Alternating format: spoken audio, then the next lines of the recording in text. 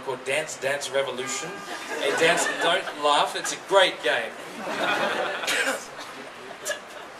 Not a great game, but I was really looking forward to it, right? And it came out in the States, and there was a release date for it here in Australia, and it was a month after it came out in the States. And that got pushed back by a month, and then another month, and then another month. 6 months later, it didn't get released at all. And we were really frustrated about this, and all the friends we talked to were really frustrated about this. But we didn't know why, and no one gave us any answers. So we thought, you know what? We're going to make a website because we can, because we have the skills and we have the experience. And this website's going to be a video game website, and we're going to complain about things.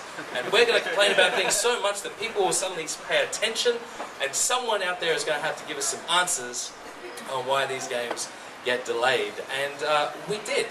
Funny enough, we actually did. We made this little gaming website.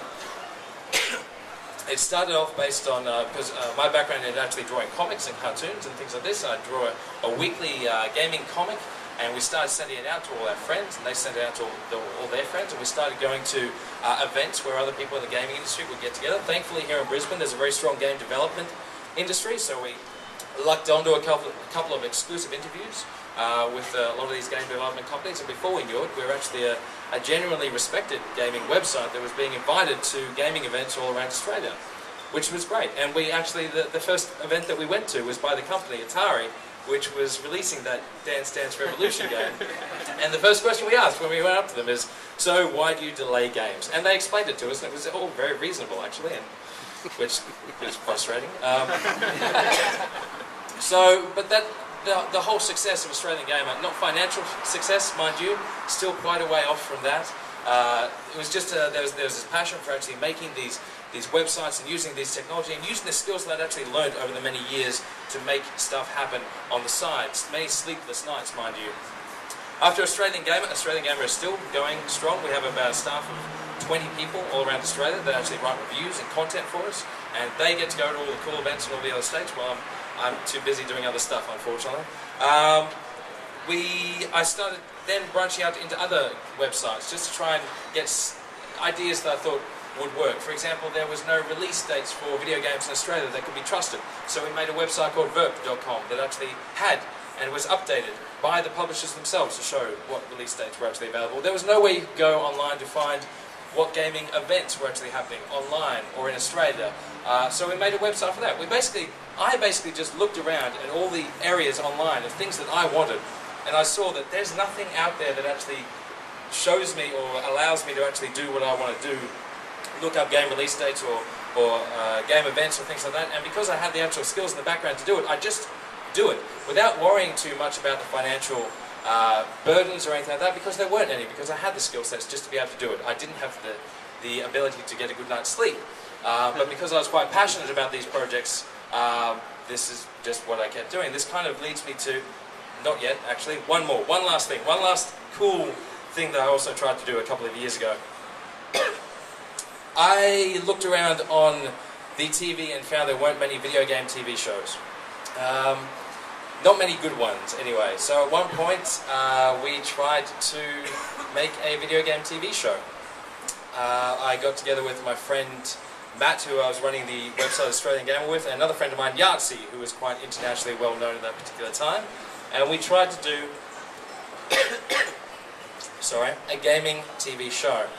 Again, this is with no budget, no money, and no real idea that we'd actually make any money or do well out of it. It was just something passionate to do on the side that we hoped would actually, get enough attention and keep us busy, and was really exciting. We were really passionate about, and actually would take our minds off the 9-to-5 work that we're actually doing on a regular basis. Unfortunately, that TV show, it took us about a year of working from 5 p.m. till midnight, pretty much every night, to try and make this thing happen. We ended up going to Cannes in France to an event called MIPCOM to try and sell this to all the distributors and TV networks overseas and locally. Unfortunately, the conversations with all of them pretty much went like this. So we got this great gaming show. Bugger off, we're not interested in gaming. Gaming competes directly with TV. Hold on a second. So it's a bit of a panel show, right? So it's like Top Gear. So it's accessible to a wider audience while credible. This show is going to appeal to people between the ages of 5 to 50. Yeah, well, our advertisers are only interested in targeted demographics, so we're not interested. Did I say 5 to 50? I meant 15 to 25-year-old males with an average income of between $20,000 and $30,000. Well, we don't believe you get enough of an audience for those kind of numbers. Well, hold on a second. So we're based in Australia. We've done a pilot. Oh, so you haven't done a full series? No. But the show's timely. It's based on, like, relevant, topical gaming information on a weekly basis. So we can't do repeats. No.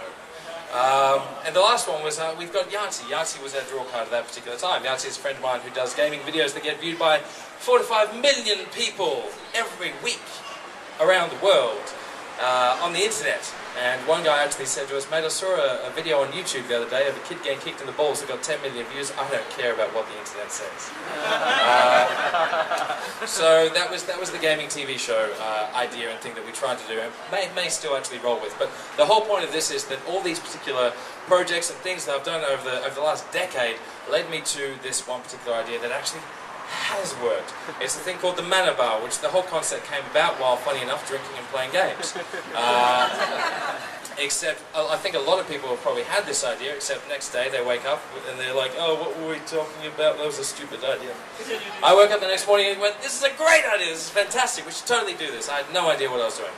I still don't have any idea what I'm doing, to be completely honest with you. I had this great idea, I am very optimistic and energetic, and I believe that the ideas that I have and come up with are really good and solid. Sometimes they don't work, most of the times they haven't worked. This one really did work. One of the big reasons why it did work is because over the decade I've actually been able to look at all the previous things that I've done and see the things that I'm not good at. And instead of actually, business or finance as an example, I'm not about to actually give any of you any advice on any of this sort of thing. I'm not very good at it. What I am able to do is actually step back and say, this is stuff I'm not very good at, and I've tried very hard to actually, take control of finances and understand business. It's a lot more sense to me to actually bring someone else in that I know and can trust for this massive thing that I'm trying to do. It's something that was always a pitfall for me, was that I'd have this great idea and I was determined to try and do absolutely everything myself.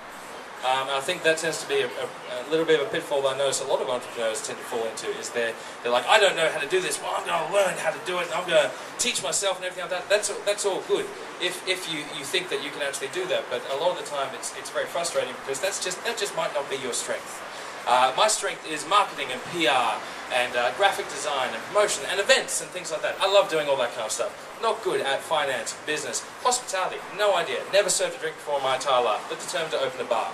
So I managed to actually bring in another friend of mine who is fantastic and very well versed in hospitality, has opened up venues all around the world, in New York and London and Sydney and all this kind of stuff. So I brought him into the fold. So I was able to actually focus on the specific areas that were beneficial to the Mana Bar to actually make it happen, while I had other people surrounding me in my business with me that actually helped me make it happen as well. So through this rambling, I guess the conclusion is that, if I can start out in porn and end up actually opening up a successful gaming bar, none of you have any excuse not to achieve whatever you want. I mean, my whole life, all the things that I've actually used to achieve things, drawing cartoons, playing video games, sitting around on Facebook and Twitter and social media, all the kind of things that parents look at their kids at and go, you should be doing something better with your life.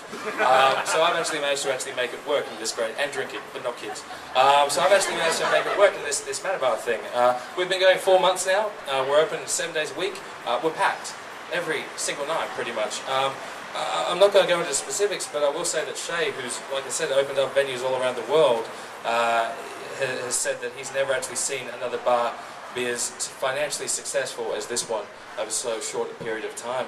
And within the next 2 months, that'll be 6 months after opening, we'll be opening up a second venue interstate, which is